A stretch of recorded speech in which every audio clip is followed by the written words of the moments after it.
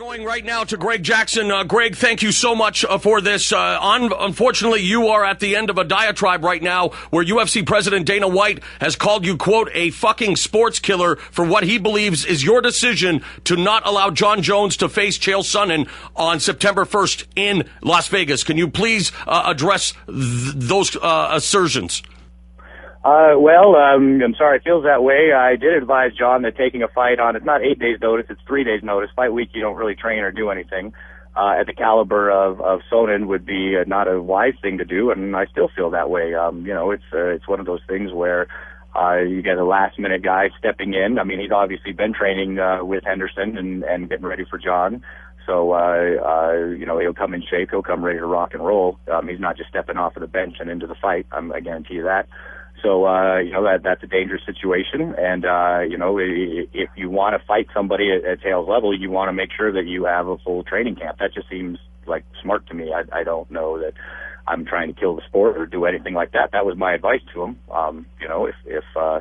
If you've got anybody on 3 days notice, especially a world champion, at the fastest growing sport in the world and a very important fight, we should take it seriously, and fighting in 3 days isn't taking it seriously to me. Can you take us through how everyone found out about this and what Jon Jones said to you? Did Jon Jones have a say? I mean, now Dana is making it look like it's you and only you that, advised Jon Jones to not take the fight, thus canceling the first event in Zuffa history. I don't know anything about promoting or why they would cancel it or not cancel it. Like, that's above my pay grade. I was asked a simple question and I gave a simple answer. I was asked if it was smart to take the fight on 3 days notice, and I don't feel it is smart to do that. Again, all that promoting and all that stuff, I mean, there's a lot of fights on that card. I don't know the ins and outs of all that stuff. I'm simply a trainer, and I was simply reacting to a question that was given to me. Everybody on our team had a say. We're a very team environment, and so certainly everybody had a team, but that was definitely my opinion on it. 3 days to fight a guy of that caliber, and remember, it is 3 days. It's not 8 days. It's not anything else. Is not a smart thing to do, in my opinion, and I stick by that opinion. I don't know anybody else who would have a different opinion about that, other than you just want to see two guys rock and talk them, and I'm sure there's those people that do. But for me, it wasn't a smart decision. So I wasn't, that's where I stand. I wasn't trying to ruin the sport or trying to cancel an event. I don't know anything about all that stuff. All I know is that does not seem like a wise course of action. Did Jon Jones agree with you instantly? Greg, what was his reaction? Did he want to fight Chael Sonnen and you convinced him not to? No, because we all had a kind of say, and then we all decided together. That was my 2 cents. But, everybody, we have a lot of coaches, and everybody kind of had a say, and we decided that. Again, I didn't know that that it would be such a negative, huge thing, but that's, I'm sorry Dana feels that way, and I don't know what else to tell you. I stand by my opinion. I don't think it's smart to fight somebody at that caliber that I know has been training with basically 3 days notice. The week of the fight is all media and weight cutting and all that stuff. That is very hard to do. Were you just on the phone with Jon? No, not yet. Okay, so you haven't had a chance to talk to him since this conference call began. And again, I really appreciate you jumping on board here. In regards to what else Dana White said, that the Jones would now face Lyoto Machida on September 22nd in Toronto, rematch of a fight that headlined the last event in Toronto last December, and we know how that worked out. Are you aware of that, and what do you think of that matchup? Well, it's a tough fight. We'll be looking forward to that challenge. It's 3 or 4 weeks away, and so we should be able to prepare and have all our ducks in a row, and hopefully get another good finish. Lyoto's a great fighter, and he's very tough. He presents a lot of problems, so hopefully we'll be able to get around those and come out victorious again.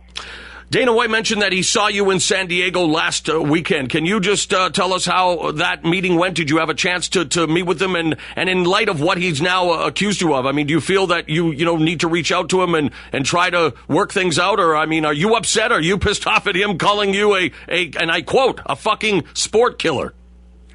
No, I guess that I'm not mad at him. I'm maybe a little confused by it more than anything, I guess. But no, we were talking about how well Julie Kedzie fought, and then we were talking about how another one of my guys, Goyo Perez, set the bantamweight knockout record, and then Cowboy had knocked out Melvin.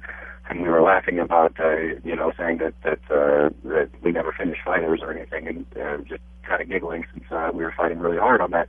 But that was the extent of the meeting. I actually, like I've always said, I really like Dana, and I respect him, and I don't hold any ill feelings. I guess I'm more confused than anything else.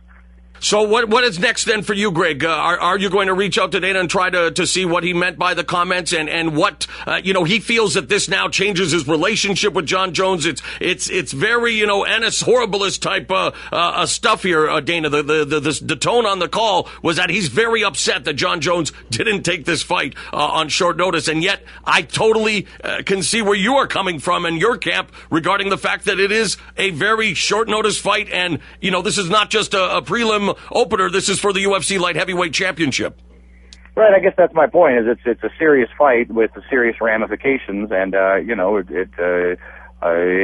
don't think I need to reach out to Dana. It seems he's made his stance pretty clear. I mean, I certainly didn't mean to cancel an event or anything. Like I said, I was asked my opinion about a situation, and I gave it, and I stand by that opinion. I don't think that's smart to do.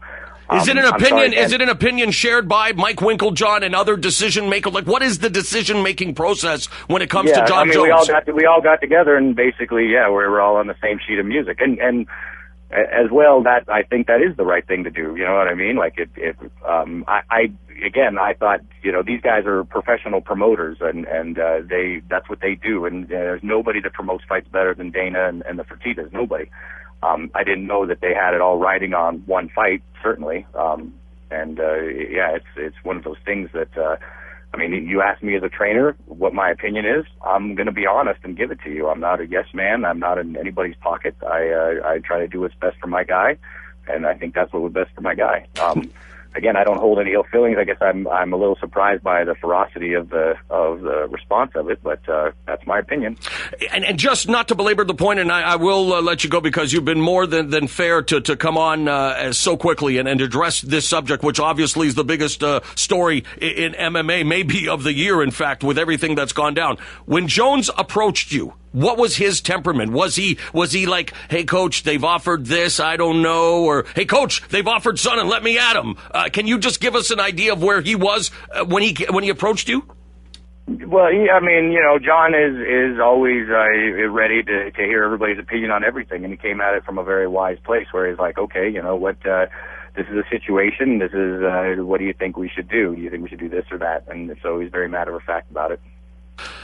Tough day for everybody, and yet now we know that it's September 22nd. Jon Jones will defend the title against Lyoto Machida. A guy like Chael Sonnen, the only reason that you said no, and not to put words in your mouth, just to clarify again, was because of the fact that it is such a short notice. You guys aren't worried about Chael Sonnen as any other opponent, right? I mean, that was the main reason. No, not at all.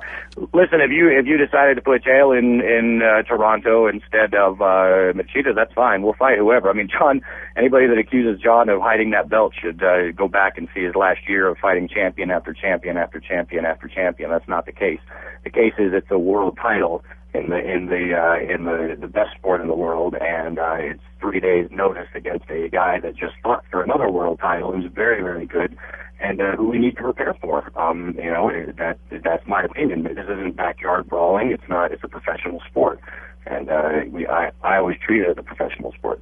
Last thing before I let you go, Greg, the trash talk between Jon Jones and the guy I call the Trollinator. I mean, Chael Sonnen has made a living at this. Are you a fan of what Jones was doing in light of the fact that he faced a very tough challenge in Dan Henderson? What was your take on the tweeting back and forth between Jones and a guy that, he has no business with right now? Chael, you mean? Chael, yes. Yeah, well, I think Chael's brilliant. I mean, if you think of what Chael did, it's really smart. He circumvented the entire division, went right from Anderson to Jon, and that's brilliant. He has nothing to lose and everything to gain, and it's a brilliant maneuver. I mean, he passed Forrest, he passed everybody, people like Gustafsson who have been working hard to work up their way for a title shot, who brilliantly went up and used the trash talk to augment that. It's actually a really good strategy. I'm always impressed by him.